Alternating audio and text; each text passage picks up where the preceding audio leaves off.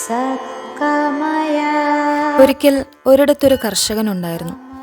അദ്ദേഹം എല്ലാ ആഴ്ചയിലും 1 പൗണ്ട് നെയ്യ് അദ്ദേഹത്തിൻ്റെ തൊട്ടടുത്തുള്ള ബേക്കറിക്കാരന് വിൽക്കുമായിരുന്നു.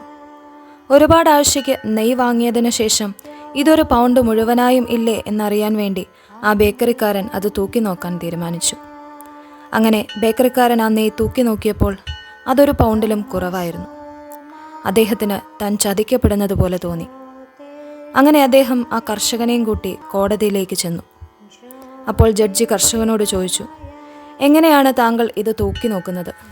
ഇത് തൂക്കാനുള്ള വസ്തുക്കളൊക്കെ താങ്കളുടെ കയ്യിലുണ്ടോ? കർഷകൻ മറുപടി പറഞ്ഞു, അതൊന്നും വാങ്ങാനുള്ള കാശ് എൻ്റെ കയ്യിലില്ല. ഞാനൊരു കണക്ക് വെച്ചാണ് ഇത് തൂക്കി നോക്കുന്നത്. ആ ഒരു കണക്ക് എന്താണെന്ന് ജഡ്ജി കർഷകനോട് ചോദിച്ചു. അദ്ദേഹം മറുപടി പറഞ്ഞു, ഞാൻ ഒരുപാട് നാളായി ഈ ബേക്കറിക്കാരൻ്റെ കയ്യിൽ നിന്ന് 1 പൗണ്ട് ബ്രെഡ് വാങ്ങുന്നു. അദ്ദേഹം അതെപ്പോഴെല്ലാമാണോ എനിക്ക് കൊണ്ടുവന്ന് തരുന്നത്, ഞാൻ അതാണ് എൻ്റെ ത്രാസിൽ വെച്ച് നെയ്യുമായി കണക്ക് നോക്കുന്നത്. അത് കാരണം തന്നെ ഈ ബേക്കറിക്കാരന് 1 പൗണ്ട് നെയ്യ് ലഭിക്കുന്നില്ലെങ്കിൽ അതിൻ്റെ അർത്ഥം അദ്ദേഹം എനിക്ക് 1 പൗണ്ട് ബ്രെഡ് തരുന്നില്ല എന്നാണ്. നമ്മുടെ ജീവിതത്തിൽ നാം മറ്റുള്ളവരെ പറ്റിക്കുവാൻ ശ്രമിച്ചാൽ യഥാർത്ഥത്തിൽ നമ്മൾ തന്നെയായിരിക്കും പറ്റിക്കപ്പെടുന്നത്. സ്കൂളിൽ നിന്നും പഠിച്ചിറങ്ങുന്ന ഓരോ വിദ്യാർത്ഥിയും നാടിനും രാഷ്ട്രത്തിനും ഉതകുന്ന ഒരു ഉത്തമ പൗരനായി രൂപാന്തരപ്പെടണം.